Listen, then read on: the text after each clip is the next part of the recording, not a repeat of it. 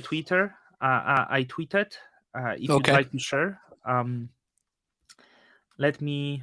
I'm gonna leave it on Discord. Maybe someone want to come from Discord, and it will usually take like few minutes for some people to come. I actually wanted to speak for I hear myself in your uh in your play. One, two, three. Oh, are you getting an echo? Okay. Yeah. All right. It's Let me. it's okay. It's not too bad. It's fine. Yeah. Let me try. No, I think it's fine now. It's yeah. I Um. don't hear it now. I've got a set of headphones here. I just sometimes headphones mess with green screens. So Oh, you have a green screen. yeah. Oh, it's it. I couldn't tell. I thought it's your wall behind you. So Yeah. No, it's pretty good then. Yeah. I'm a complete disorganized mess. So yeah. Yeah. Well, I you use you green you screen. appeared very much on time, so I think you are organized.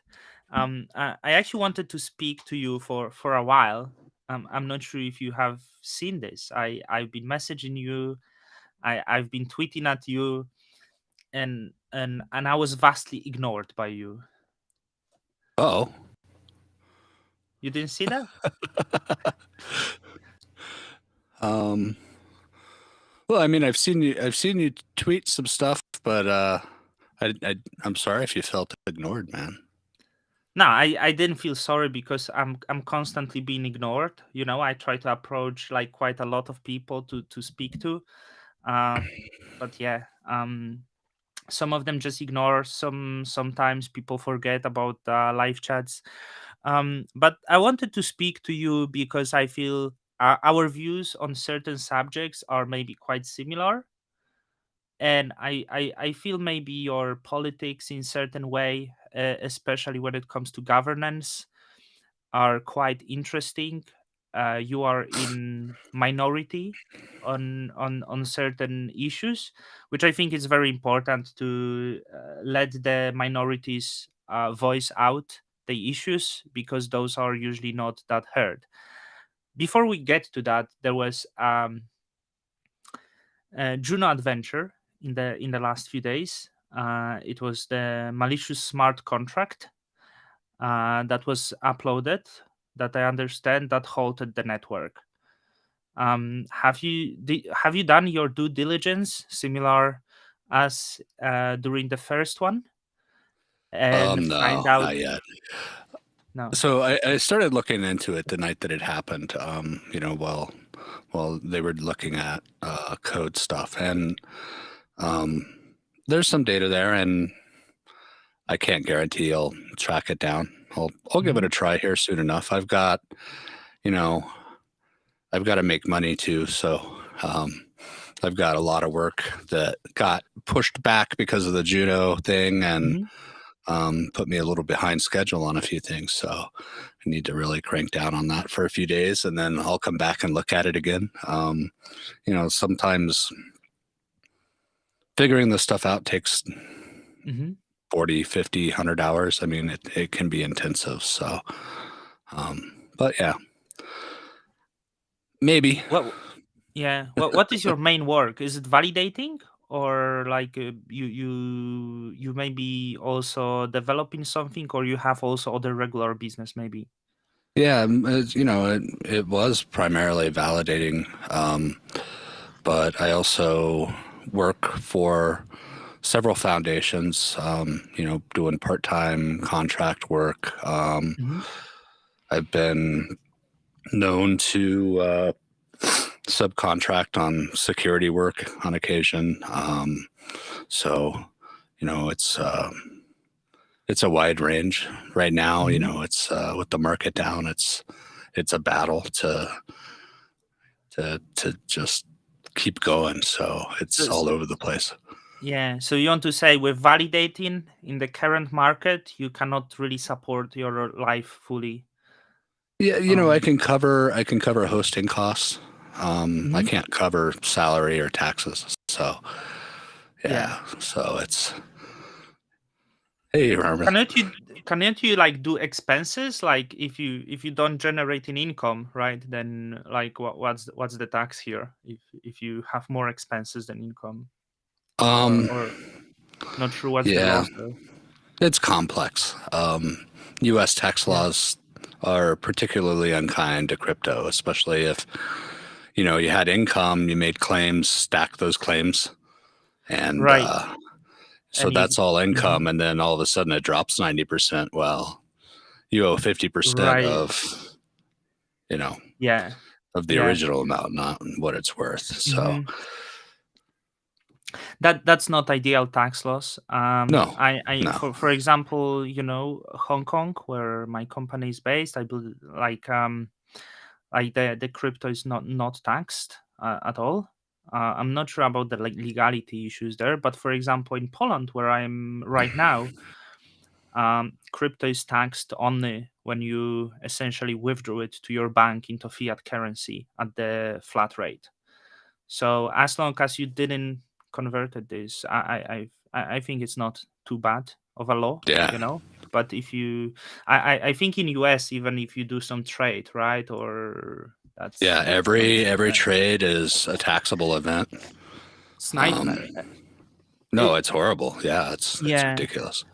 it's, And you've got to be it's able to show, if you get audited, you've got to be able to show every yeah, transfer, even if it's from your wallet to your own wallet. You need to track yeah, all of that, so you could withstand a forensic audit. And it's, I think we're going to see something interesting happen because the IRS there's no way they can handle all the audits they're going to want to do. I yeah, mean, they already can't keep up, but I'm still working on my last year's taxes. I'm on an extension, and it's going to be, if you print the tax return, it's going to be like 800 pages. I mean, how are they going to deal insane. with that? Right. Yeah. So, yeah. Um, I think they will have to adjust it because with crypto, um, essentially money travels faster. Like daily, you can make easily 50 transactions. If you want switching between wallets, so it's not one bank transfer that you do, and with that, the loss will have to be adjusted for that because we live in like maybe similar as we had messaging apps, and then like we our not messaging apps, like our attention span got so short. We in the snapchat and stuff, everything travels so fast, and that's what happening to money, right, and transfers with crypto, I guess. Um so with your work, right, like when did you get into validating, and how were you doing before? Um, yeah. So, I actually started block producing on a EOSIO network, the FIO protocol, around January 2021. Mm-hmm. Yeah. So that's where I started at. And then at the time, I was part time contracting for Halborn, and I was still full time for the FIO Foundation. But they had me looking at different, because I know Go, Mm-hmm. different. Oh, bad link. Yeah, I just got in trouble for that from them. Actually, uh it's this one is good. maybe. Oh, that one's good. Good. So yeah, so I was auditing various, code bases of Cosmos projects, looking at wallets. I was actually doing a lot more than just Cosmos, but it was all over the place. And while I was doing that, of course, I had to set up test networks, and it's like, hey, this is pretty cool stuff. And yeah, I totally. I first launched on SwiftChain actually, and I think it was Mm-hmm. June or July Right. of 21, and then I somehow stumbled into the Osmosis launch and ended up in the active set, and that kind of changed everything, right? So, Mm-hmm. and I kind of exploded out from there, trying to get on I don't know. It's kind of a common degen validator move to try to get on as many networks as possible. But I've actually started cutting back just to focus on, quality. I want to You're do a good job. So yeah. You are not crazy with the chains. You are like Secret, Stargaze, Juno, Kava, Osmosis, Sieve Chain, Fio, and Terra. So yeah, compared to some, you're still far away. But I do think we will get validators will get in trouble. I think having too many chains at some point, which well, my theory what yeah it's fine if you can hire people, yeah but but but a lot also of people can't do that anymore because the income is so far down, and some of these teams have had to lay people off too. So yeah it's that's what I'm saying. If you start 200 chains in the bull market because it's profitable, and I don't know, 6 months later, 190 of them is not profitable, you like that creates a problem yeah, for these chains and for you, because you will not be active there, like whether you shut down your nodes or you will just won't be bothered to look after them, right? So um this would create some issues, I guess. Do you think this recent attack was connected to the first one? Just your personal thought on Juno. Sorry for jumping from subject to yeah, subject. no problem. I don't want to speculate as to who or why, because Hmm. I mean there are some similarities, but that doesn't mean it's the same person. There's technically this was a couple of levels harder to pull off on their side. So, Right. but that doesn't mean it's not the same person either. But Yeah. yeah. But both times, it all comes back to information that was public. You know, Hmm. and there's two parts to that. One, 0 days probably shouldn't be in GitHub issue forums where people can go and read. That should be like a flag word. Anytime you hear indeterminate or something like that in a ticket, it's like, well, maybe we should nuke this ticket Yeah. and take this offline to kind of talk. But the other aspect is, you know, um, So sorry for stopping you. So it was this bug was publicly discussed. yeah. So So, and in right. fact, it was in multiple places. One was the Cosmosm Right. GitHub, and the other was the Cosmos. The Cosmosm one, it was 8 days before the exploit Hmm. was posted up. So, I mean, it had been out there for a while, and then the Cosmos one was 6 days. So we had, this information out there that exposed um, not just Juno, but also the new Yeah. Terra network as well. So, um, but there's a second aspect to this as well. It's everybody uses the tools available on GitHub that scan for what's called open source security. It's looking for known vulnerabilities and upstream dependencies and patches, stuff like that. Yeah.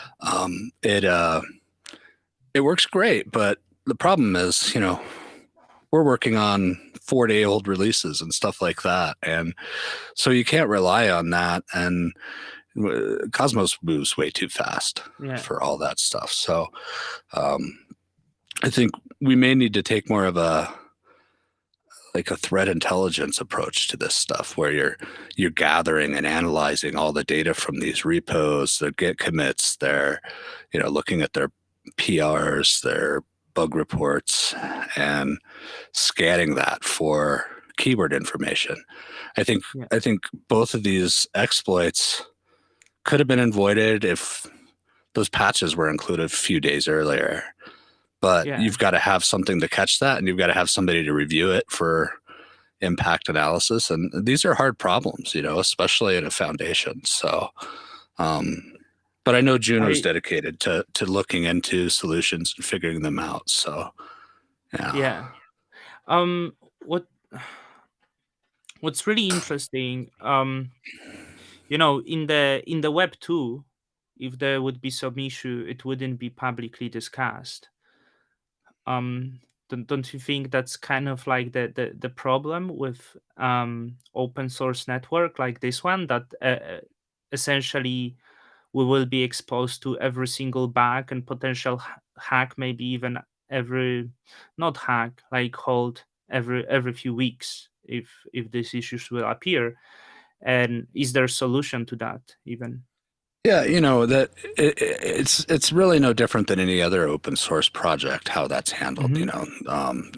most of the time, serious 0 days are handled outside, outside of public view, and then Hmm. disclosed later once it's patched. And in the case of um, these chains, it can affect a lot of chains, right? So you have to coordinate a lot, across several groups. In this case, as far as I know, it was just Terra and Juno that were affected, Hmm. but there have been other bugs where it's like you've got 5 or 6 different core teams working together to get Yeah. something done, and that's mostly happening in private, and um, so it's not really all that different. I think in this case, this time, it was just you know there was no effort made to stop it from happening. So Yeah. And um I wanted to, sorry, like, to close this, it's distracting. um because only one thing, as the non-technical person, I can ask people, hey, was it very difficult to pull this out, or is it just the user from GitHub who is a little bit familiar with Cosmos, he check it, hey, there is a bug, I can hold the network, can pull this off?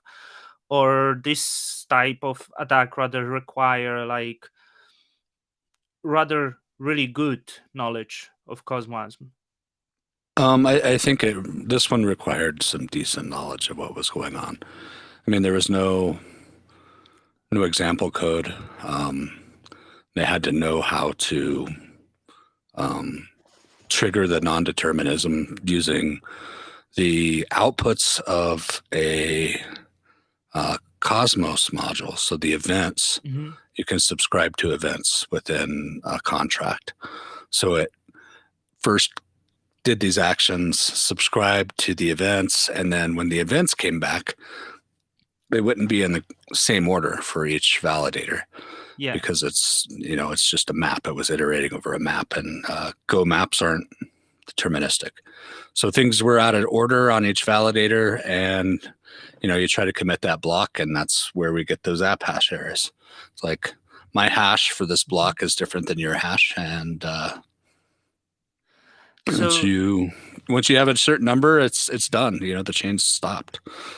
So so it's fair to assume that this person must be actively working with Cosmos and potentially being developer in this small ecosystem of Cosmos chains like um Osmosis, Terra, Juno, like those that use. It's pretty small ecosystem, but it's fair to assume that must be the person from inside, right? Like this it's small. possible. I mean, it's as interfaces go, the Cosmosm isn't that complex Mhm. if you're a good Rust developer.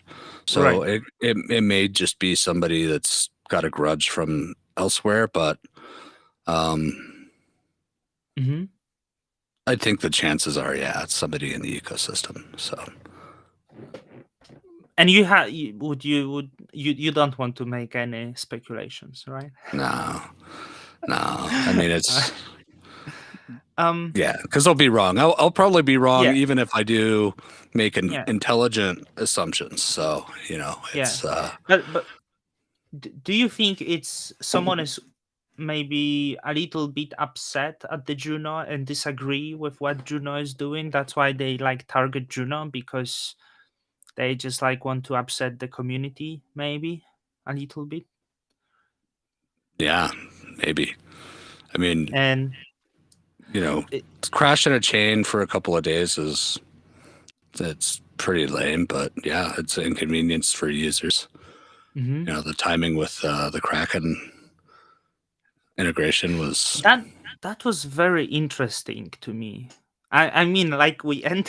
So I know I'm dragging you into, but exactly the day, 12 hours past that, less than a day past Kraken announced that the Juno trading will start. It happened. Like, Mhm.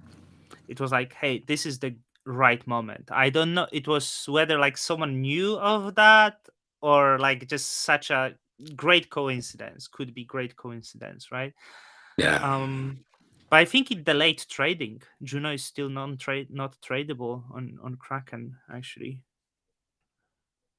right? Like I think it's like they traded they listed the other token, but they didn't put Juno yet, so you can't trade Juno.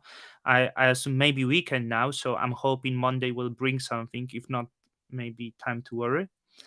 Rarma asking, hey Todd, if someone was interested in exploring transactions and links between wallets, would you happen to know about anything that you could talk to about that? Not sure.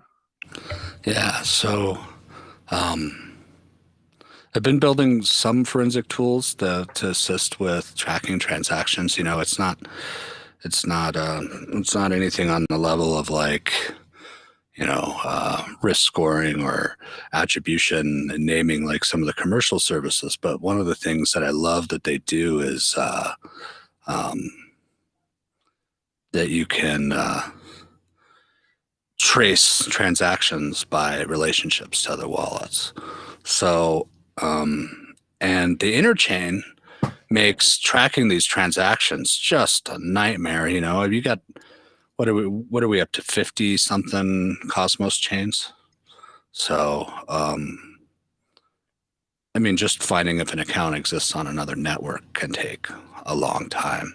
So I started building out these tools to handle that. And, the problem is this is all just stuff I'm doing in my free time. It's not on any kind of grant or anything. And maybe that's dumb on my part, but um, I don't have time to put a front end on it. So I've been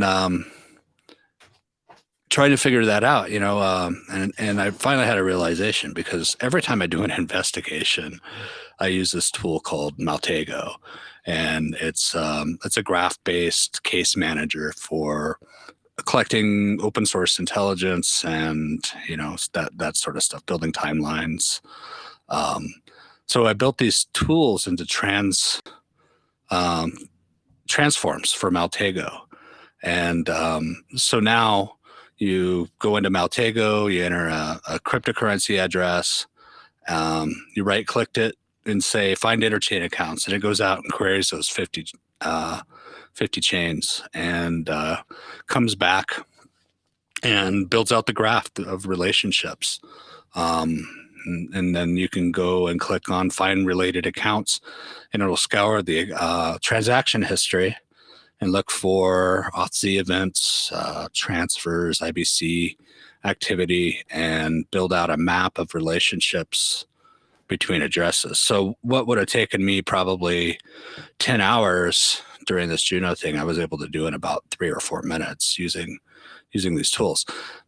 They're nowhere near reliable and they're not ready for general use yet. But, the next step here is to make it bridge aware. So like you bridge out from Osmo to Ethereum using Axelar or using SwiftChain or something to go ahead and link back all the way through to the Ethereum address. And then, there's existing transforms in Maltego for tracking that stuff. So, I mean, interchain and bridges make this work really hard. So yeah, but yeah, it needs a lot of work, and it's it's nice to have. The problem with these tools is that in just general hands, it's hard to understand context for some of these transactions, right? So understanding the difference between an Aussie grant for claims for a validator and just as a delegator is, it can be tricky to figure out which one is. And, it's easy to make a mistake where you tie two accounts together because somebody got an airdrop or something, right? And now you say, hey, they're related. So, yeah. Are you going to submit any of this to Hank Juno to hopefully get some funding, some of your work? Yeah, hopefully. I just recently did an Osmosis Foundation grant for tender duty, and I got just a few things to wrap up on that before I submit it. But it's production ready. It's feature complete. Actually, some new features coming out on that really soon that make it real easy to run on a Kosh network. So, right, which will be nice for validators because a lot of validators don't have the time or don't want to set up a machine to do their monitoring. This comes out at under $2 US per month to run a full monitoring instance, of all your nodes. So,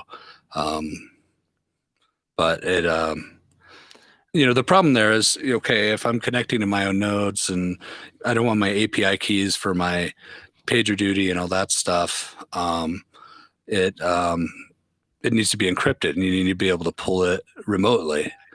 So that's the functionality I'm adding is, the ability to say you take your TenderDuty config, throw it in a gist somewhere, and then pass in a password and the URL to that when you launch your containers out in Akash, and it'll pull it remotely. So that way you don't have to worry about putting images somewhere in the public view with secrets in it. So that's the whole point of this. Todd, can I ask you, because the patch I think was done rather quickly, right? But it took very long time to get actually the chain up till all validators start making blocks. Could you explain like simply why is that? So the there's a stage in the startup of a Genesis where it validates that everything is correct. I mean, everything has to be checked in the whole Genesis file, but that there's no mistakes in account balances, and that process is single threaded, so it only uses one CPU core at a time, and it's just looping over. I don't even know how many balances it has to do. I think Joe Abbey was saying 800,000 or something, but it's slow. It's not an optimized process, and it's never been a priority, I believe, specifically because people redo their Genesis so seldom. So, but yeah, that was that added 15 hours, I think. Roughly 15 hours. But it also requires synchronization and the validators to be present to get to 67% consensus, right? Yeah. And so sorry, like I want to. So Juno has very active validators, like very present. I would assume. Like I know some people waiting for Cosmos Station. But there was some discussion about adding Cosmos to the Cosmos hub, which I feel doesn't have that present validations. Do you think if that would be issuing some chains, we could maybe wait days for chain to restart, or rather not? Well, it's not going to get better if the code isn't fixed. So, and I don't know what inner chain accounts is going to do to it either. I mean, that may Yeah. actually add more work for it to do. So I don't know. I think I haven't looked at the code, so I'm not sure if it can be Hmm. um, made Um. concurrent. So May I ask what are your favorite networks to maybe the networks that you validate and you are most excited about? yeah, I mean, I'm only validating on networks I'm excited about. Hmm. So um, yeah, I think you know, Yeah, like I'm asking because I'm mainly in Juno, but I don't want to get your way and talk about Juno maybe only. But I think like it gets a lot of your attention, right? So I wonder what attracted you mainly to Juno. Um was it Cosmos? Was it set of developers? Was it maybe this fair distribution of Juno that was like, hey, I want to be part of this? yeah, it was. I'm pretty critical of what chains I'll join. Hmm. I do a lot of research before I do it, and looking into the team and how they just self bootstrapped everything, Hmm. and all that was really exciting to me. The Cosmosm aspect, yeah, definitely. I mean, it was, you know, they weren't the first to do it, but they were going to be um, the least centralized, and it's more of a community thing than a company. How how you define centralization? Like, is it not having institutions on it? Is it regarding the validator set? How you define that? Yeah, there's different levels on all this, right? Hmm. If a foundation's run by a company, then is it really a foundation? So there's different layers where you've got centralization of management of your validator set of token ownership. Hmm. If most of your tokens are owned by an exchange, um, Hmm. there's some risk there, right? Especially if they bring up their own validator, right? So, Yeah. um, But let's say I'm not convinced, right? I spoke to some people and mm, they said like, look, yeah, Juno doesn't have company, but it kind of works like a company with very clear leadership structures. Um, so are we just playing with the definition? Because I heard the voices that Juno essentially did this way of distribution just to avoid the regulations and troubling of registration, but it doesn't change the fact it's like a company. Like, does it make decentralized? Does it make sense what I even say? Like, yeah, yeah, totally. And I don't know how to respond to that. I'm not going to speculate on how they handled hmm. finances or the airdrop or any of that. Hmm. In relation to regulatory concerns, that's outside my wheelhouse. The centralization or hierarchies in a DAO are not uncommon. Every DAO has thought leadership. They've got engineering talent, and that is often you know Hmm. some of the brightest engineers can't Hmm. manage other people if they wanted to. So I mean, there's often project managers helping out in some fashion. Um, Hmm. so you can't run an organization without an organization, I guess, is where I'm Hmm. going there. So, I Yeah. mean, DAOs are a sort of company, right? They're just not. Yeah, that's exactly what I mean. It is actually like a company, Yeah, which I think the wording the same when I say like, hey, this works like the money, and the other person might, no, no, no, we cannot say that because but it works like a money, right? But some people urge you to not say that because that means like we breaking the law. But shit, what I like, the wording, sometimes is the wording that, hey, the power is in the community, but person holding 100,000 tokens is more of the community than person who hold 1,000 tokens. Let's not Yeah. pretend that's how it works. So it's not that the person with 5 tokens has any power, and like, you can pretend it has, but it probably doesn't have much of a power unless it's big on Twitter and maybe can influence some people, but on chain, not not so much, which I don't really think it's the bad thing, right? Like, I think we should be just open about this, and say the things as they are, instead of like making the Yeah. weird rhetoric around that. Not sure if you noticed, like, but there is one thing that concerns me. Juno is getting more centralized. And I believe other networks are also getting more centralized. And I think not that long ago, what is this thing called? Nakamoto Factor? How you call Uh, it? um, The yeah. number of validators needed to hold the network. It's the Nakamoto. Is it index?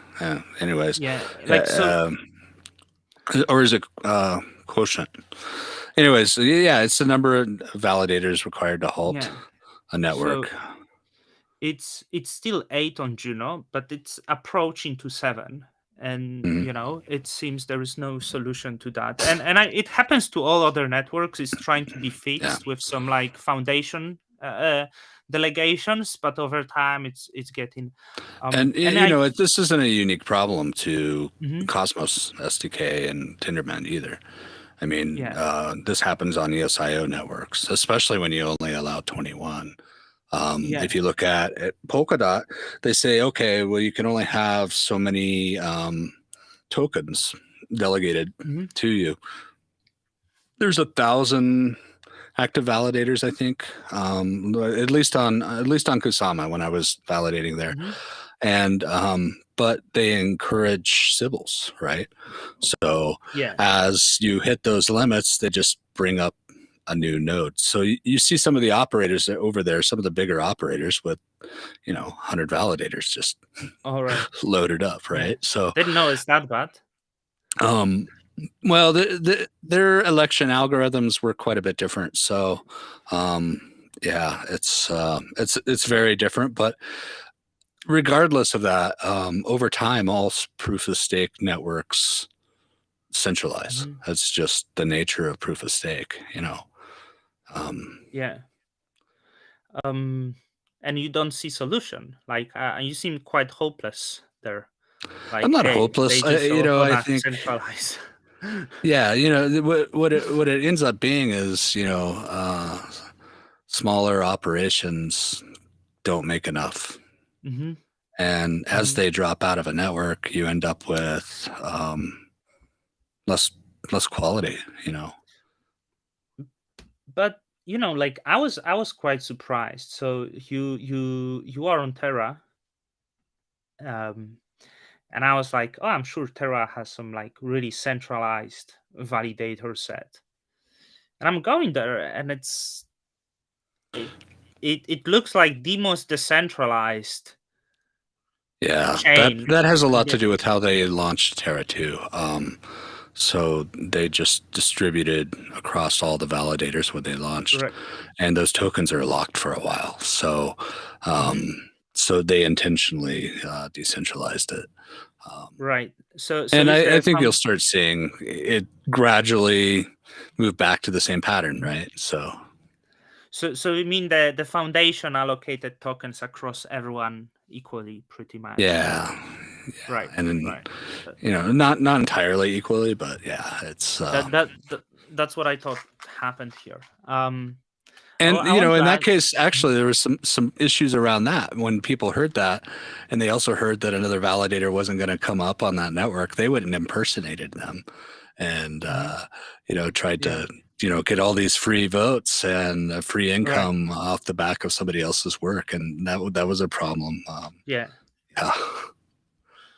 Yeah, there's like every single time there will be a problem, right? Like you can't make the system that is uh Yeah, I mean, it's, just perfect and serve everyone.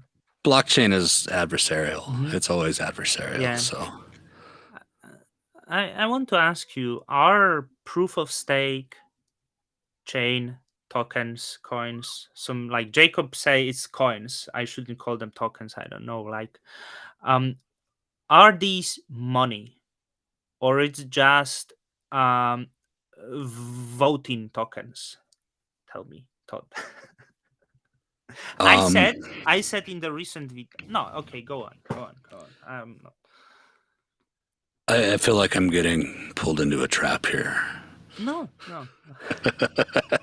I just want to know the opinion of Todd. Is this is just voting tokens, or in fact it's money, or maybe something different that I don't I think, understand? it's hard to argue on a chain that hasn't achieved any utility.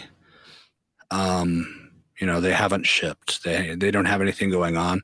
In those Hmm. cases, yeah, it's probably trying to be money.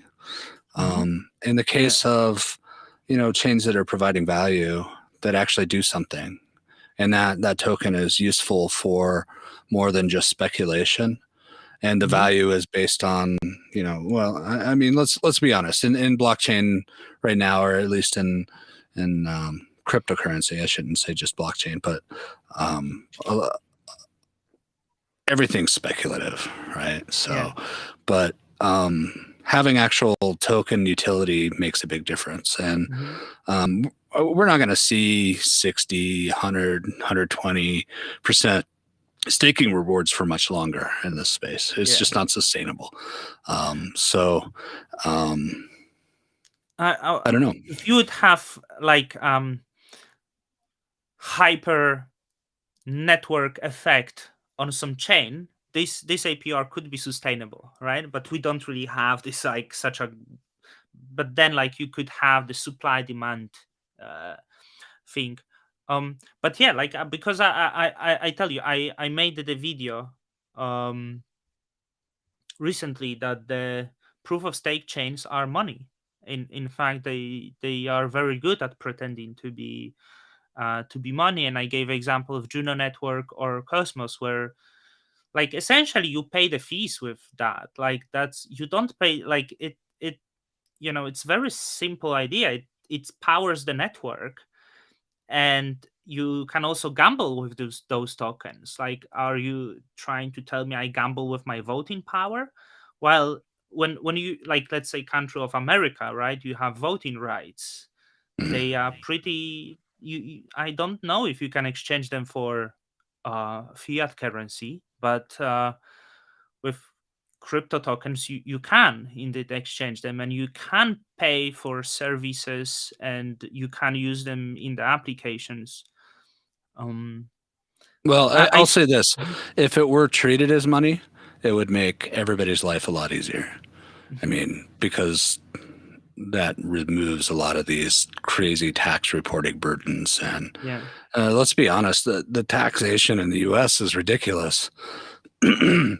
especially if you're a validator, because most of us are running as an S Corp. So we're also an employee and we also pull a salary. So we get taxed twice. And at the end of it, it comes out to like half of our income just straight Yeah. to the IRS. Yeah. So, Yeah. Because I don't know if it was to you or to who Patmos, I think, said to you, maybe, or someone else. This Juno is not money; it's the voting power. I'm like, I see my Juno as money. Like I can add the value, because if you are at certain life level where you have the bills to pay, taxes to pay, and food to put to your mouth, it's money to you. If you are at the level of, I don't know, living of someone, or like ultra rich, it may be you don't see the real world anymore. But that's how I see. And sorry for the um rhetoric here. no, um no, it's fine, man. I own some gold and I mhm. own palladium, platinum, I don't think of it as money, but it's got Hmm. value. Um, Yeah. um, Yeah. so, and converting that to money is not necessarily Hmm. as easy. Hmm. So, I don't know. I mean, Yeah. Which I'm crypto is better at being money than gold. We can establish truly by, I guess. yeah, gold is the new gold. Hmm.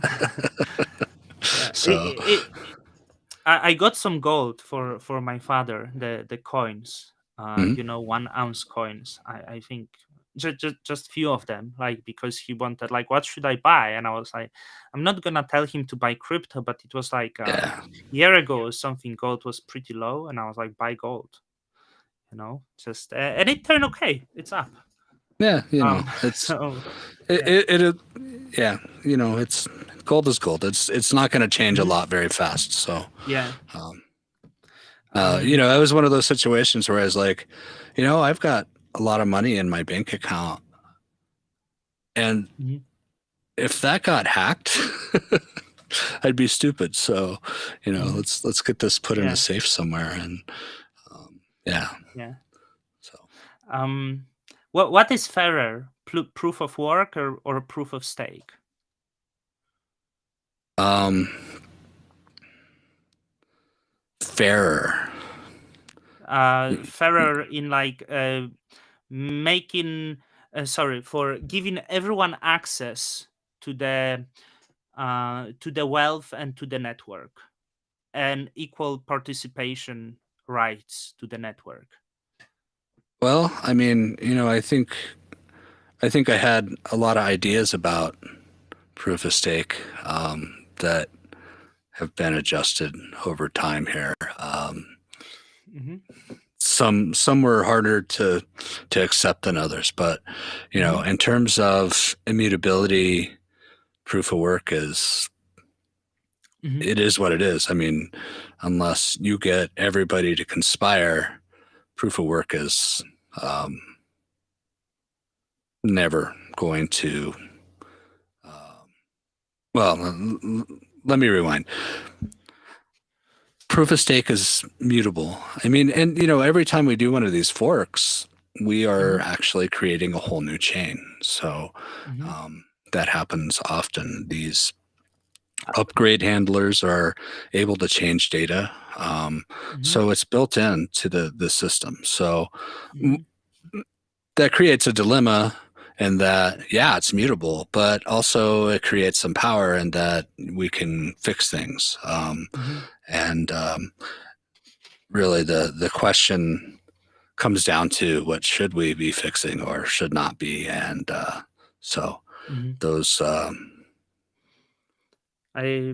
it I'm. really comes down to, and I think maybe it's usurper from Rhino that keeps saying this. A chain or a community gets the chain they deserve. So, you know, um, Hmm. yeah, you allow centralization, you deserve that chain, right? Hmm. You make bad governance decisions, you deserve the outcome of that. So, Hmm. I was asking because I was watching like the chat with the Zuko from Zcash. Not sure if you ever heard of the guy. And he was saying essentially the proof of stake is fairer because to participate in proof of work, the more money you have, the more value you will be extract from this network by the if you have 100K and you are a Bitcoin miner, you can get some value. If you have $1,000, you get nothing, right? Like it's while in proof of stake, if you have like 6% APY, you both get the same. So he was like, it just was. I thought it's interesting. Thought I probably like murdered his rhetoric a little bit, but no, yeah, no, that makes sense. mhm, Barrier to entry, and um, the few extra percent that a validator gets is often not worth it if you're not way up in the set, right? So, mhm, I mean, there's people battling, and it's so brutal at the floor, especially on like Juno and Osmosis. Um, Yeah. I mean, people are bumping each other out every few hours, right? And then going back and battling to get back in. And all the while, these guys are losing money on their hardware. Hmm. It's rough. So, you know, sometimes being a validator isn't better, but staking is, yeah, it is what it Hmm. is. It's the easy way to make money, um, possibly. Yeah. um, you know, But the it, problem, it gets very centralized, as you said. Is Bitcoin money? Todd? Like Mad Cat saying Bitcoin is BTC's money. Is it? um, man, you're no matter what I say here, I'm wrong. So Bitcoin's too slow Mm-hmm. for transactional use. Lightning solves some of that, but that requires adoption. And Yeah. the last time I used Lightning, it actually took some work on my part. So once that's, and maybe it's already been fixed and solved, and it's totally transparent Mm-hmm. now. But I don't transact on Bitcoin very often. I've just Mm-hmm. you know Yeah. Yeah. just leave my coins alone. So Mm-hmm. um, so I don't know what it's like these days in terms of speed and all. But I Mm-hmm. remember December 17.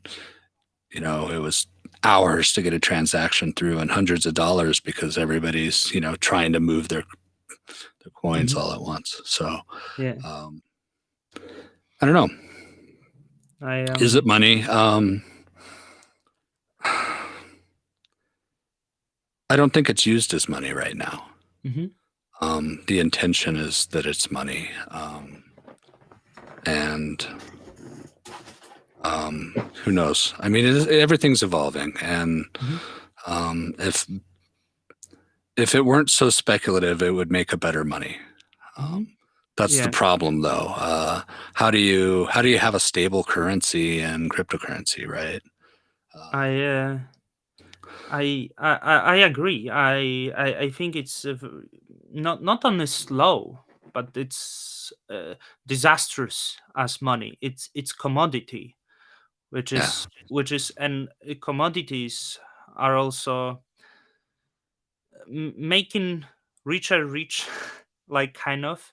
So because it incentivizes you to stack satoshis and Bitcoin instead of use that, and I don't think it's great utility to have over time. So like I actually maybe like Bitcoin, but long term, for example, I'm much more interested in the chains like Juno or other chains that could provide utility instead of just this commodity like speculation. That's yeah, man. why. I love Bitcoin. I'm Hmm. kind of a cypherpunk of sorts. Hmm. I've always been into cryptography and all that stuff. So Bitcoin is, it's comes out of that movement, that libertarian mindset of encryption, code is law, all Hmm. that stuff. I love it. So, but Would you define yes, yourself as the libertarian? So- um, there's really no parties that represent Mhm. anybody with moderate views anymore. Mhm. I'm very much into personal freedom and keeping the government out of people's Mhm. business. I love not paying taxes, and you know, but also there's so much extremism in the Libertarian Party that Mhm. I don't want to identify with that either. I identify with libertarian principles, so Mhm. the sanctity of property and human rights, and as long as I'm not hurting you, leave me Yeah. alone, kind of thing. So Yeah. You did answer very well. Like I must tell you, because like libertarian principles, like I think I would kind of identify with libertarian principles. But despite, like, I'm not from US, but I do follow American politics, and within that libertarian party, like, you get some special individuals that you just don't want to identify with, Yeah. that claim to be libertarian, but they maybe they values are actually not libertarian, Oh yeah. because they, well, ideologies are bad idea people with bad ideologies. And I think libertarian principles is good ideology that treats every individual with respect, and treat individual like on the top, like you as individual have your right, and you are a protector with that, Well, I mean, a whoever lot you of are. people don't like it because it's involves self-determinism, and our societies don't necessarily work that way, you know. Hmm. Um, a Yeah. functioning society needs a little bit of both, though, you know. You need Hmm. property rights. You need to reward self-determinism, but also, Hmm. you know, um, I'm not anti-government. I'm not anti, um, social contract. We need to help people. So Hmm. it's not like I'm an extremist or anything here. Hmm. There's Yeah. a balance to be had, right? Yeah, totally agree. Like I say, I don't like paying taxes. I don't understand people who enjoy paying taxes. Um, but I do, like, I understand that there are people who are less fortunate, and there should be, I guess, found solutions to give like opportunities to Mhm. everyone. But maybe I do not align with like extensive government and extensive social securities does not necessarily seems to solve all the problems as well. So I'm trying, like I don't know what's right. Um Well, the Personally. government's always going to really enjoy spending your money. Yeah. Many people don't realize, but I think US has one of the biggest social security spending in the world per capita. Um but it just doesn't work in US, right? So it's quite interesting to see, because like you already do have this, very extensive social security service, yet like you, maybe it's the cultural issue, like that US, battles with this, addictions and homelessness. What's there, what happens there, so that that's maybe for Yeah, the we different. should probably not talk politics Yeah. because, yeah, man, things are so polarized these days, Mm-hmm. and Mm-hmm. so few Yeah. people can just discourse is no longer acceptable to people. You know, you're instantly vilified if you have a different opinion. So, Yeah. Yeah. So with that, Prop 20. uh, I'm skipping the Prop 16. yeah. Because it's just like I don't think there's like a need to talk about that. Um, but there's Prop 16, which was, because we voted the same, and that's why I'm asking this for Mm. you. So okay, that Daniel doesn't, but we voted the same. And the Prop 20 was stating to seize the entity assets on the basis that they are centralized custodian. They were excluded from the Genesis airdrop, and we correcting that. Why did you vote it no? Mm. Well, I think there's several aspects to it. One, I think changing balances is a bad practice. I mean, it's just not Mhm. something we should get into doing. Mhm. Um, the second is, you know, uh, this was a mistake made with the airdrop. Airdrops are inherently flawed, and every airdrop is going to have Um, it's going to have mistakes. It's going to have people trying to game it. He didn't, you know, Mm-hmm. he didn't try Yeah. to game it. But and then the third is, and I don't know the legitimacy of this, but I mean, taking large sums of money has consequences. Mm-hmm. I don't know what those are. In this case, it's sometimes hard to say. I'd be speculating, but it could be hurting people downstream. It could be, um, you know, drawing regulatory attention to the chain. It could be a Mm-hmm. lot of different things, and I'd rather not speculate. But I just didn't agree with it. Mm-hmm. Um, So, in terms of not agreeing versus protesting it, there was a lot of talk about validators might just turn off their nodes and try to halt the chain, stuff like that. I didn't do anything like that. I didn't. Mm-hmm. I signed that first block. I was there.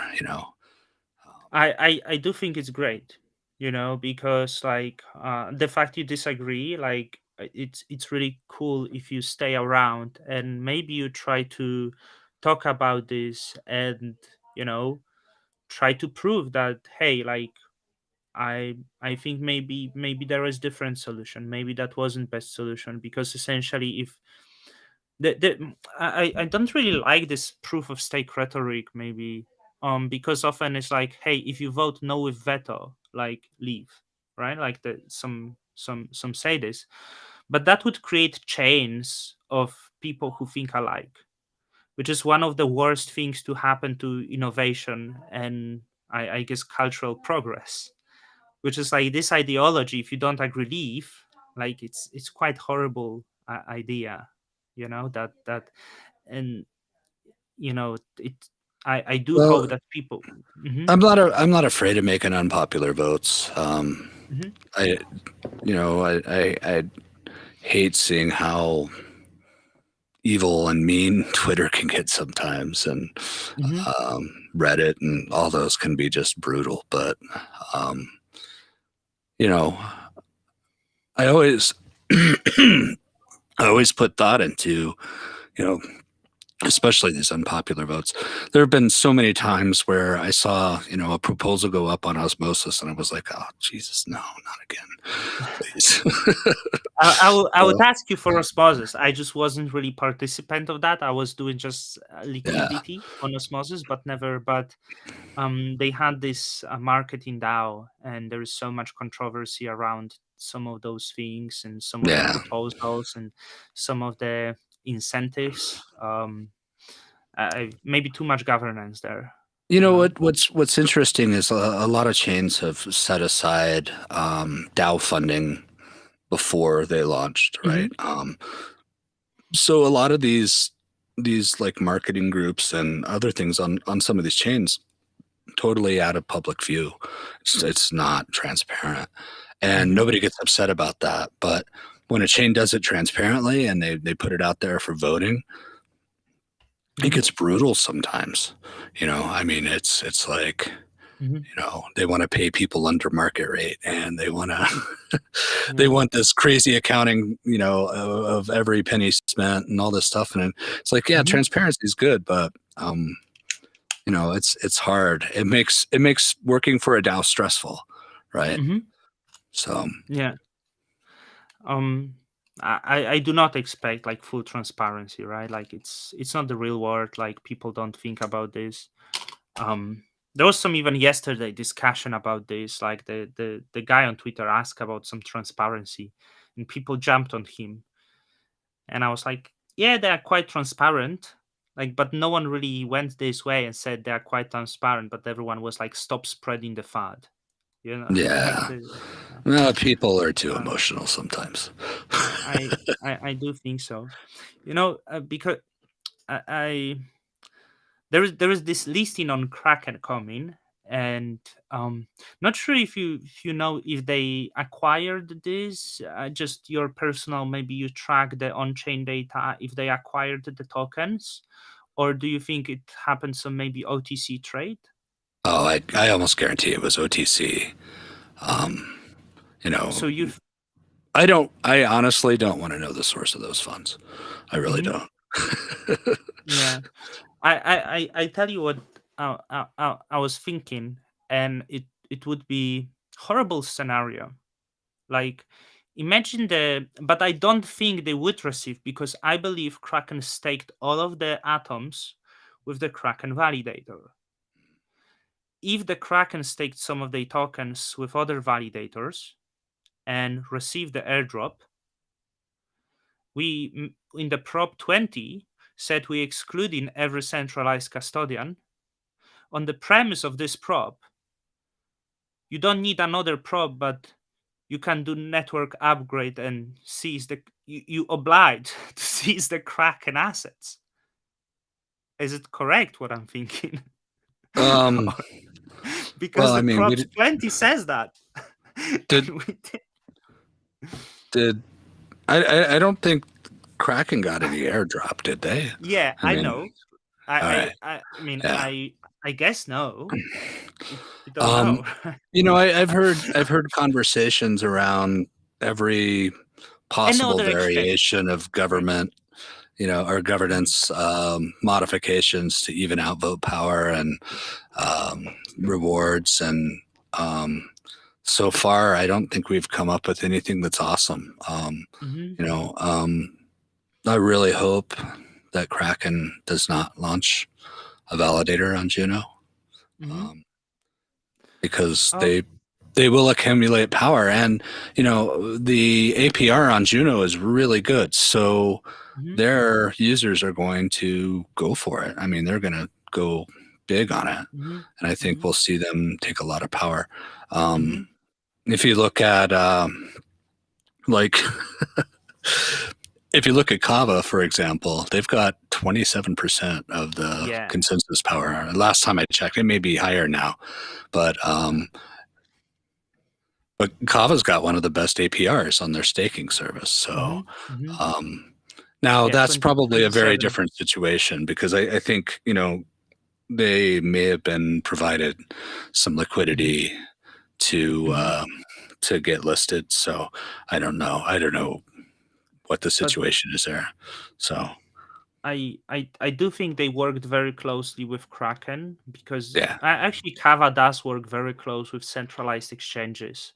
yeah. So Having an on and off ramp is huge. It's mhm. Yeah, and Kava has really deep liquidity. Like I think Kava, like despite being much smaller market cap, in the moments they the trading volume would be like very close to Atom, even in the maybe not close, but like they have really good liquidity on this. But this is interesting, like, because number one you have Kraken, number two you have, I think, is this website Malaya. They have like zero fees, which was always I was always curious about them, because they run 0% fees everywhere. Any idea who could it be? Yeah. I've often wondered the same. Yeah, But like. if you think about it, all right, so maybe they're backed by somebody. Mhm, Um, you see, if you look at the fees there at the top two, the top one, Kraken, is at 100% fees, and Malaya is at 0%. Well, mhm. what's the difference between those two? Yeah, If you're the no. one throwing the stake at it, what's the difference? Yeah, There's no yeah, difference, except at 0%, you might, get more vote power. So who knows? yeah. I really don't know. There is a business case for it. Um, That's why I don't really understand the Kraken idea behind 100% fees, because you can actually get more voting power if you go with zero fees. And or 1%. It doesn't really matter if you mhm, control the stake, right? yeah. So But I did have a friend who delegated that to Kraken because he thought 100% meant good. oh, So ouch, ouch. so, you know, like, But yeah, this set is like also like, so number one is Kraken, the second one is Malea, the third one is Binance staking, and these three, who are like not really the dream team, control nearly 50% of the network. Yeah.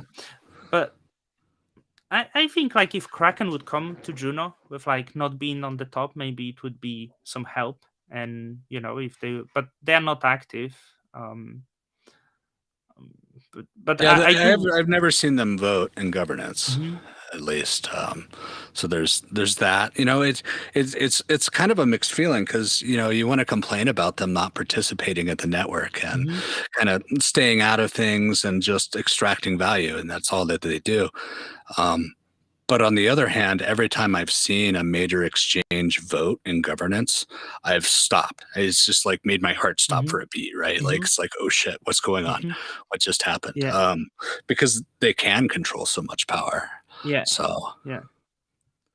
I I want to ask, like, maybe you familiar with the DAO project on Ethereum that caused the Ethereum hard fork?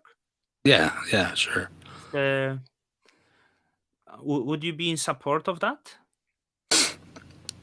W- It was Would like I the have the supported hacker the hard stole. fork? Yeah, I will say Yeah, the hacker stole 60 million of the funds that was from ICO, and people thought it's a big loss. So Ethereum decided to fork, to give back the original balance and return money to yeah, investors. yeah. I mean, it So. was the original. Mhm, Um, yeah, I don't remember what I thought at the time, but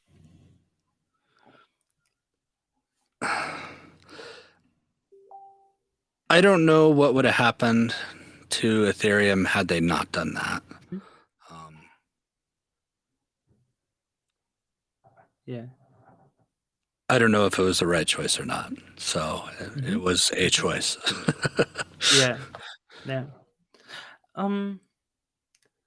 And because with that, I'm speaking because proof of stake chains essentially solve this issue, right? You don't Well, have to they make hard it easy. fork, but with proof of stake, you can fix that. That was actually premise, like like when like this was rhetoric in 2017 or 2018, that proof of stake fixes that because you Yeah. can kind of correct, like, so okay, people like keep bother your three favorite IBC chains. Oh well, the order I can't really do because they're very different in terms of why they're Mm-hmm. my favorite. You can give the reasons why. It's Yeah, fine. totally. I'd say in terms of being a validator, Stargaze is like one of the most professional and organized teams. Always have smooth upgrades and all that. Man, it's amazing. Their devs are awesome. Um, Shout you out know, to Shane, yeah. Jake Harmel, and Yep. the one behind the scenes. What's his name? Um, I don't know that I know his real name. Hernandez something. He's Yeah, like under. yeah, Um, is there yeah. It anyone is. new working on Stargaze?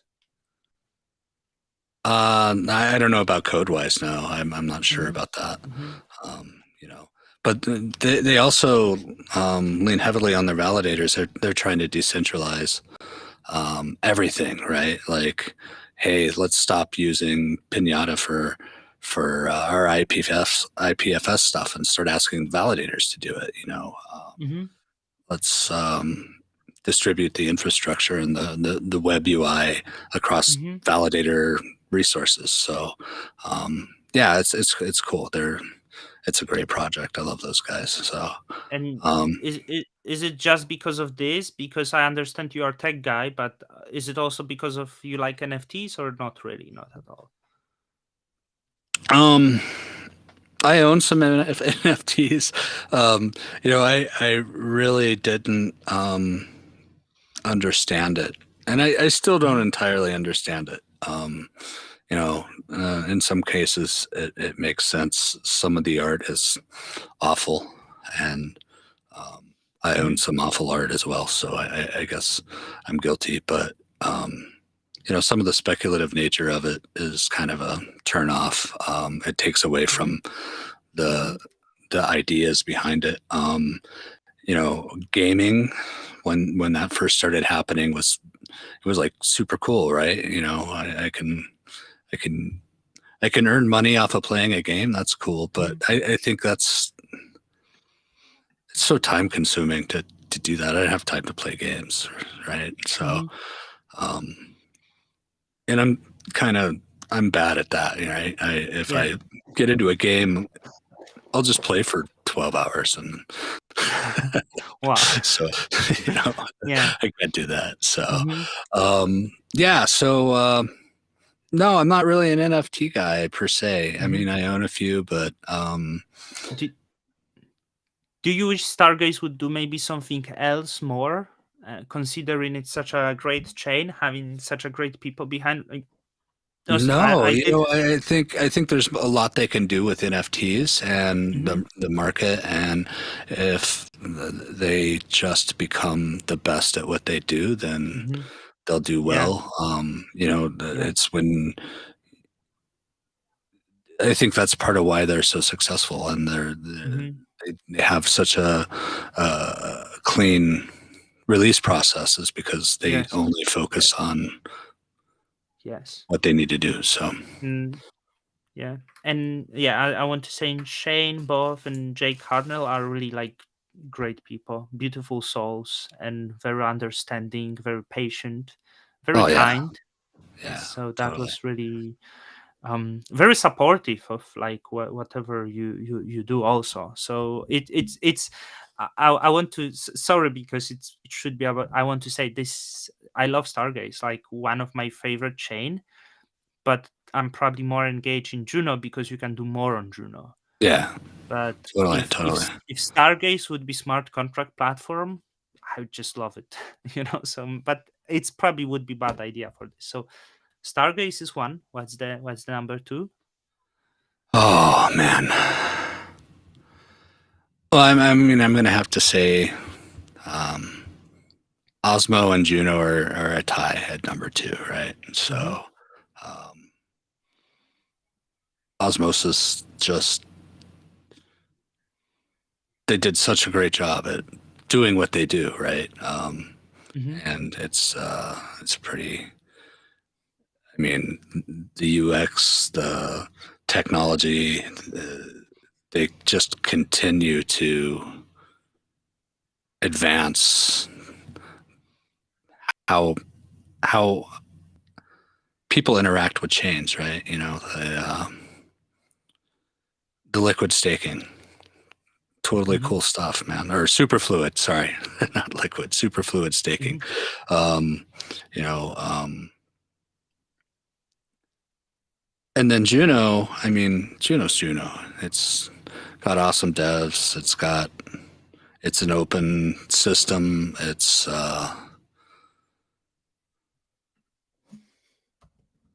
Yeah, it's a great place to be. It's got a great validator set. Some of the best validators around. The people help each other there. The validators all work together a lot, and yeah. Shout out to Blockpain, one of the best validators out there. How much you are bare metal, or you rent your server? Um, well, yeah, I've got a bunch of hardware here. It's not. I don't validate out of here though. I mean, I've got Mm-hmm. multiple business internet connections. I've got UPSs. I've got a generator, Wow. and it's still not reliable enough, in my opinion, Yeah. to validate out of Yeah. here. So I do use Volter, OVH, Hetzner, Yeah. a few others. Not all my stuff's hardware, but every validator is on metal. So, Mm. um, Yeah. That's and great. That's actually great. You feel like, hey, it's not enough yet here, because I do think it might be unwise to run it from home. Like, and you are experienced guy, like, so that's could be surprise to some, right? Um, In terms of uptime, where I'm at is our power is not stable. mhm, I mean, for being in a first world country, it seems like I'm on battery backup way too often. mhm. Yeah. But And how about the um, power generator on the on the diesel or no, it's not a whole house generator either. So it's something I have to go, you yeah. know, start Mhm. up and plug into my Yeah. my server rack here. So, Yeah. um, yeah. May I ask how much you pay for let's say Juno server? Um, it's hard to say, because generally you buy more hardware than you need, and then Yeah. you can run multiple chains on that. So it's kind of hard to say. Mhm. I am,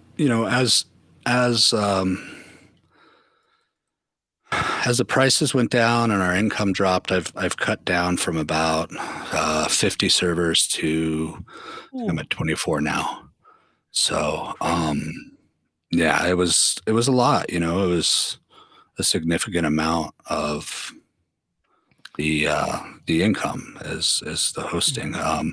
And I've got that down now. But there's not a lot of systems where I only run one chain. Maybe Secret's the exception to that.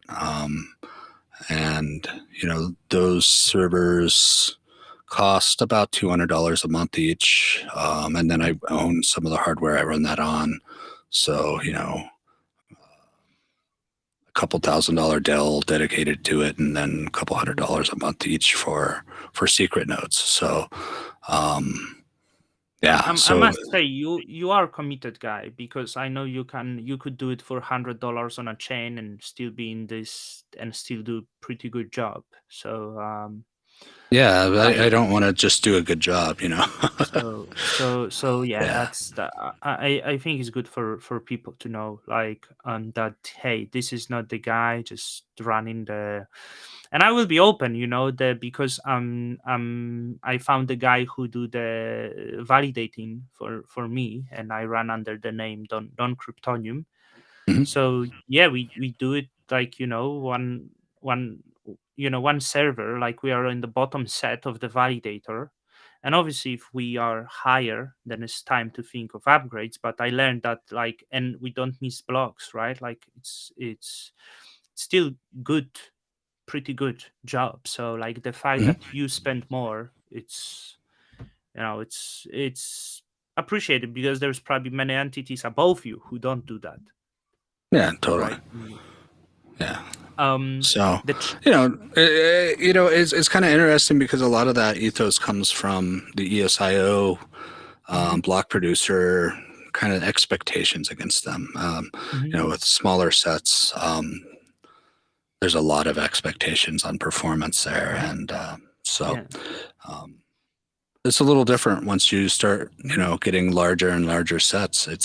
But mhm, that's the whole point of it, right? Is that um, validators can drop out for a day and it's not a big deal.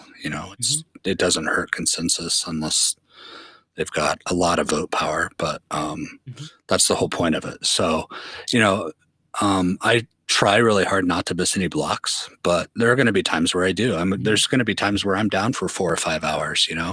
When yeah, I go to move my osmosis node to a Horcrux setup, I'll probably be down for like 4 hours while I mhm. quintuple check that Are I'm not you about to screw up. Um, are you using so, Horcrux or any chain?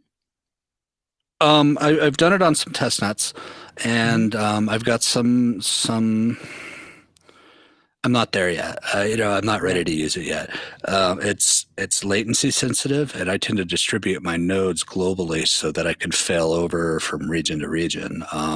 So it takes a little bit more planning on where you're going to run your signers versus your nodes and mhm, all that. So, I'm KMS on some, and I'm still native signing on a few others, and Mhm. I'm not going to say which ones, but And uh, it's scary to change signer strategies. I mean, mhm, mhm. um, This this other influencer who was using he like crypto like more like mhm. he had the partner and they tried to use Horcrux and that's how they got jailed, like, which was relatively unexperienced validator just trying Mhm. to do some experiment, which is pretty bad.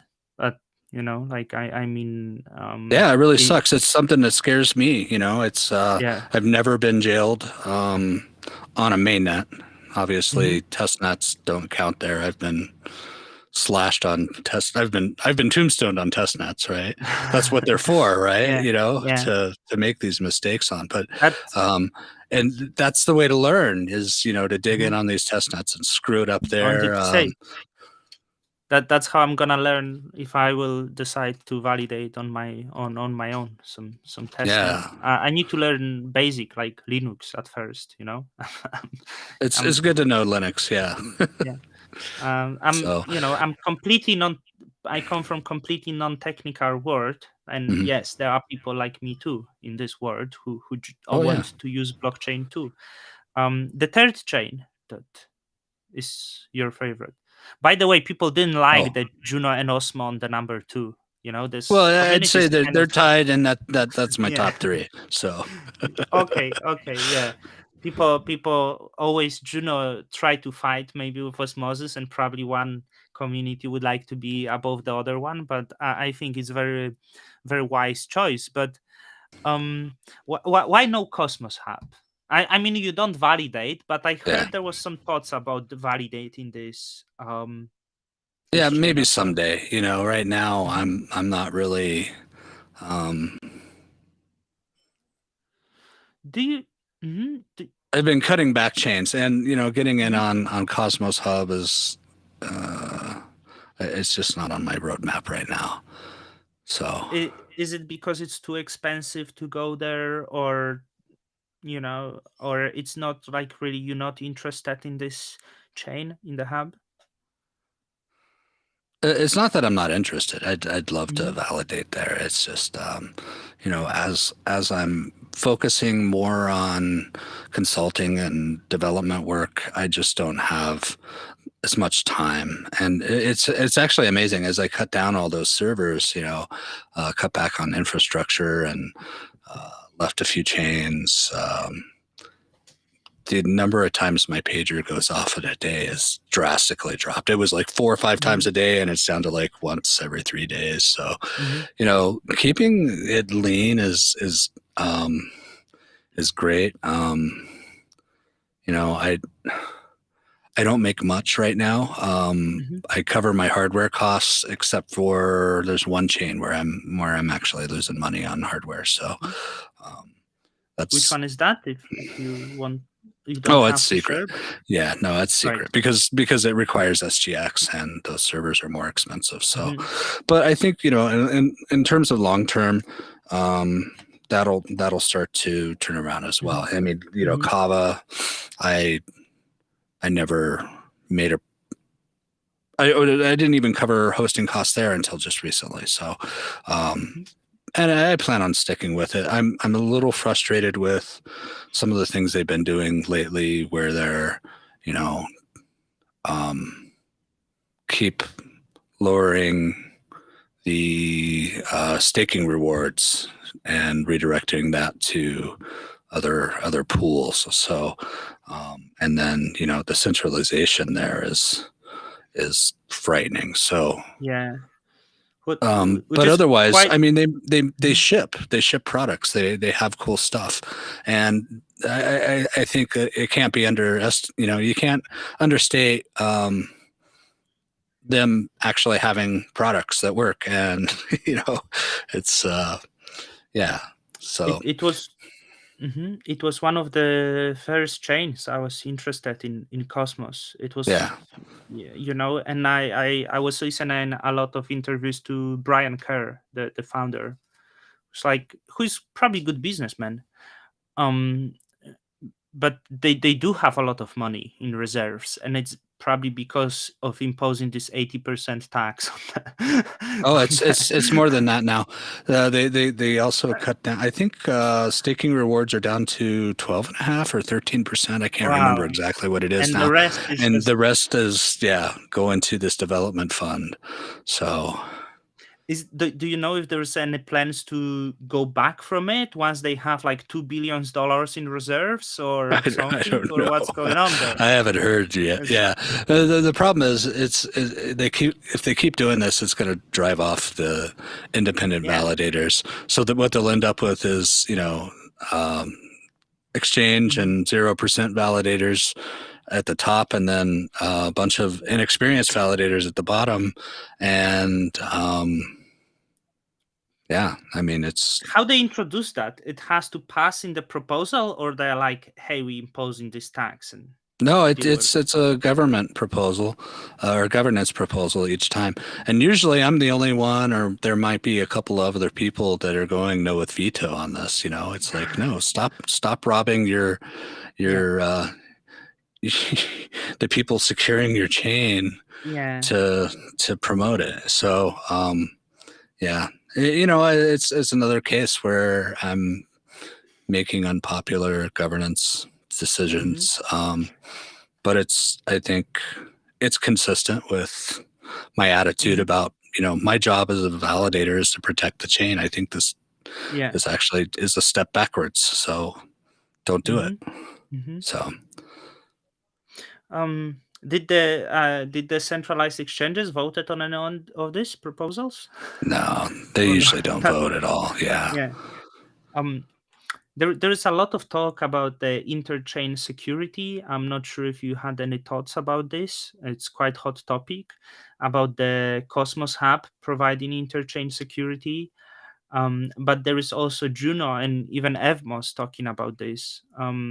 Wonder what's your thoughts about the Cosmos Hub, and is this other networks it also capable of doing that in your opinion?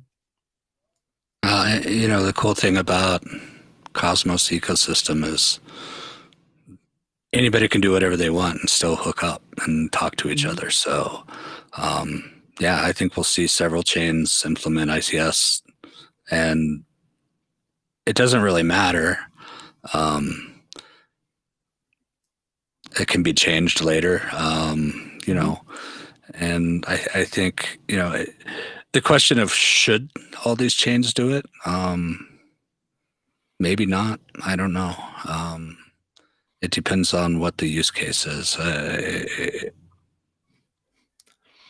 I do think that it's a great use case for Cosmos Hub, though. It makes Hmm. it a true hub, right? So, Hmm. um, I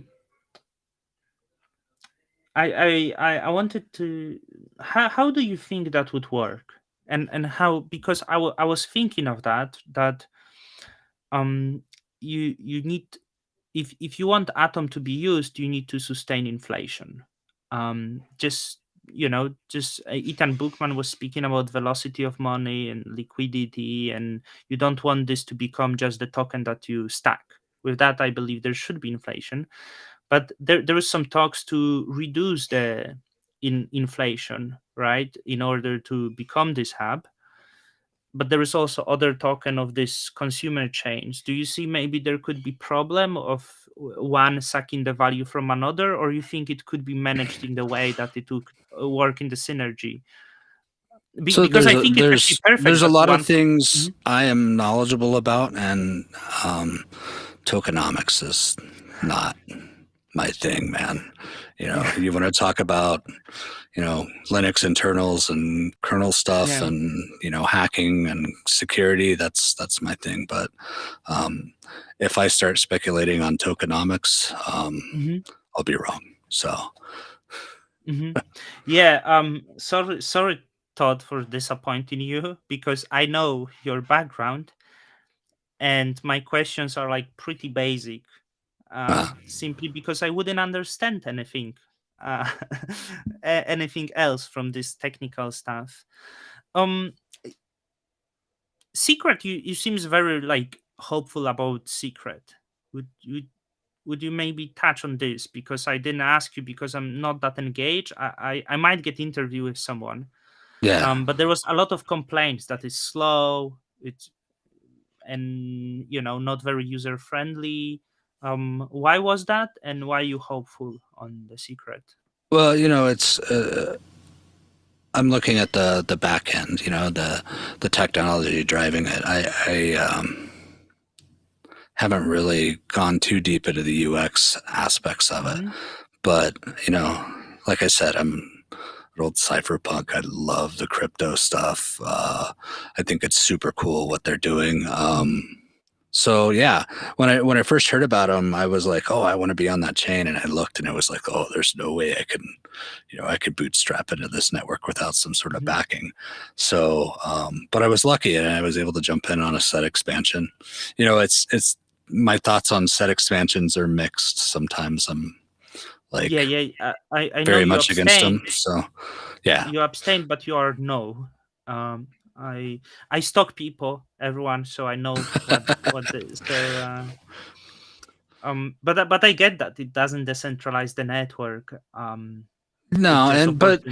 Mhm. in some cases, it can slow networks down, but in a lot of cases, it's beneficial as well because it brings Mhm. new validators in, and it helps. Some of the best validators tomorrow are going to be the newbies today, and Mhm. I was a newbie. Everybody was a newbie at some point, and it's. Mhm. Um, it's easy to make mistakes, and it's a lot better for everyone if the validators all help each other out. So yeah, bringing in newbies and giving them a hand when they're just learning the ropes is good. Mhm. I try to help people when I can. I think a lot of people Mhm. attest to that. That don't I'm always available to reach out to for help and stuff. So Mhm. I'm not always useful, but I did hear about this. I did hear about this, that you do help.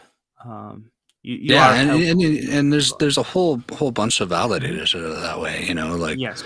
Polkachu, Rhino, Lavender Five. All these guys are just that's a It's huge part of always what the they do. same set of validators, because like I do have my favorite.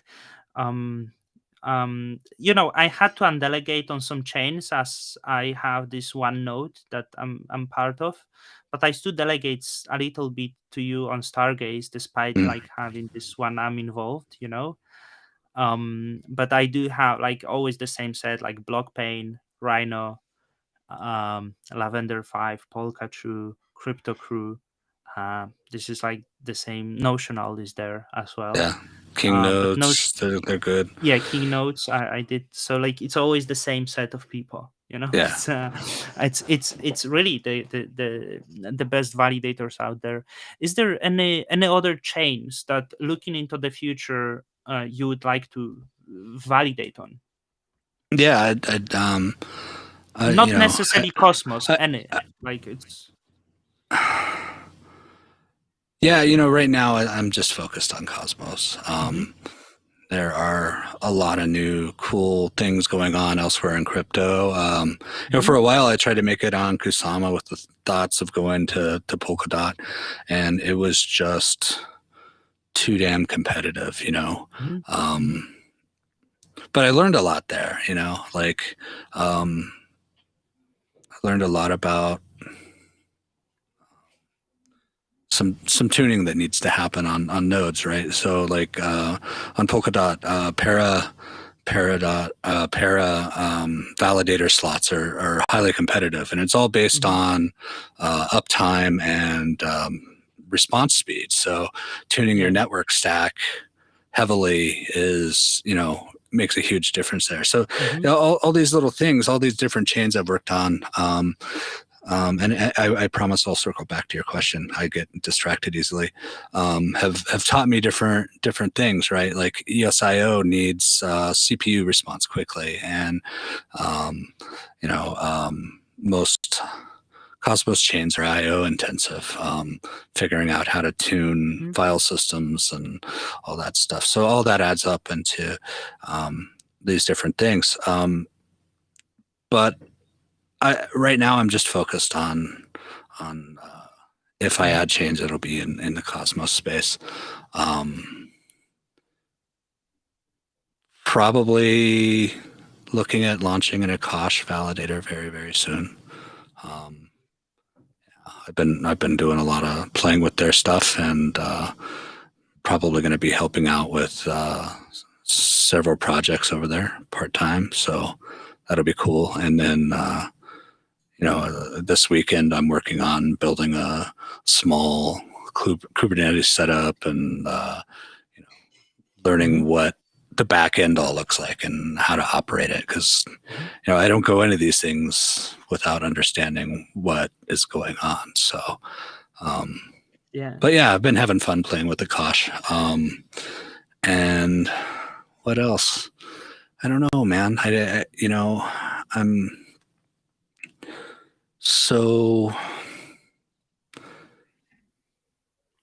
I'm very slow about adding chains. So, Have you heard maybe about Mina protocol? It's non-Cosmos chain. That's the DAG based mempool and consensus. Is that? Is this very light chain? Yeah. Light privacy chain. I don't know much about, but I just know some other chains outside of the Cosmos, and I know Stakefish is there, but it's probably competitive. But you into privacy, I would believe, with your values. There is some chains that's gonna appear soon. It's Penumbra, Anoma network, and there is Nim, I think. Are any plans about adding Trine being validator? Maybe you played on the testnet, or no, I haven't. I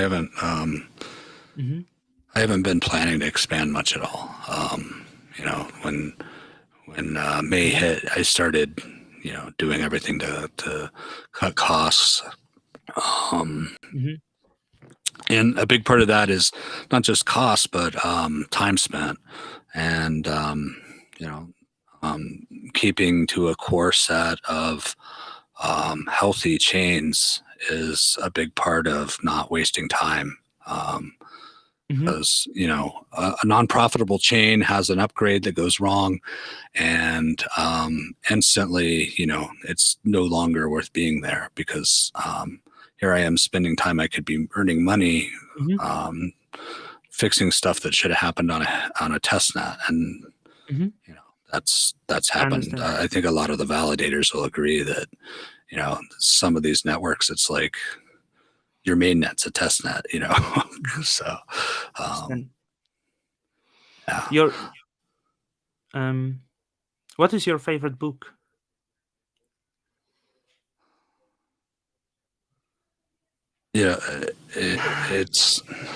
That's tough. I mean, in context.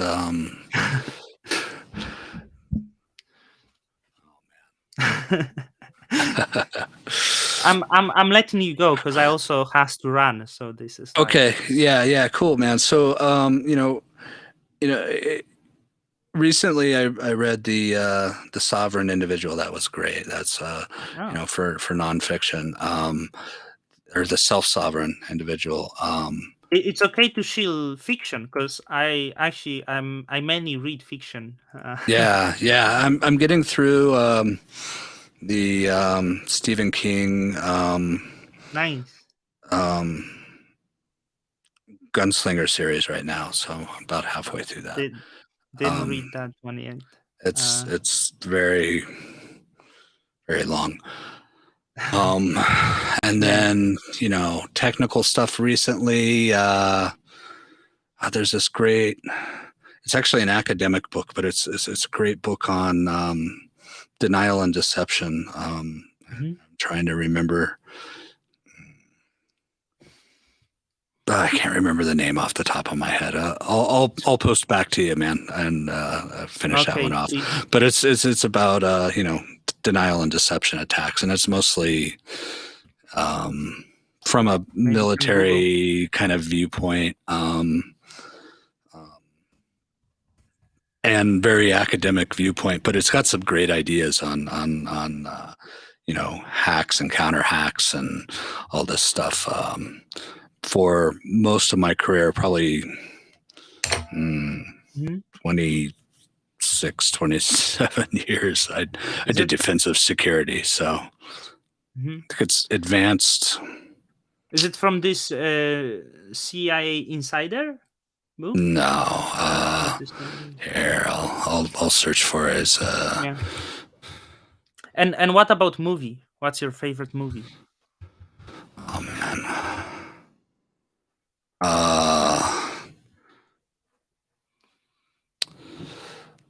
Yeah, man.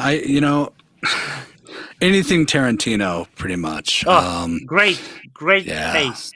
Nice. Maybe Reservoir Dogs is one of the better ones, or Nice. Raw. Is it first Tarantino movie? Is it Reservoir Dogs?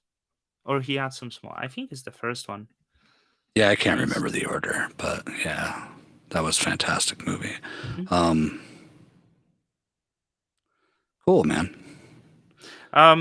So Todd, send me the book, and I mean the book you forgot. Do you want to say something at the end, like whatever? Why people delegate to you? Because I will tell people delegate to Todd.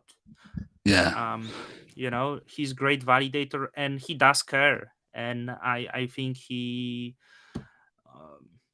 does treat each delegator individually. He cares about this. So if that's your values, and even if not, I think totally, man. I try to I strive for several things, to be technically competent and excellent. I try to sign as many blocks as possible, but also community contributions. I write a lot of code. I write a lot of code for free. And I think a lot of validators are, and especially myself, are shit at self-promotion. So, there's a lot of stuff I do on the back end, and I've been trying to self-promote better, but I'm still pretty bad at it. But yeah, and I listen to people. There have been a few times where I had a strong opinion about something, and after reasonable discourse, I was, with delegators or just the community, I changed my mind, and I'm not above being wrong. So try to be reasonable and nice to people. Sometimes I get grumpy, but I generally try to treat everybody with respect. So I do think you're getting more and more discovered, and I hope it will goes this way. And that will be also positive in financial way, because I do want people to be financially successful who work on blockchain. This is important part. Many people don't like that, but I think it is very important that this venture will be profitable for people who work on this and for users. With that, Todd, thank you for waking up early and having this non-technical discussion.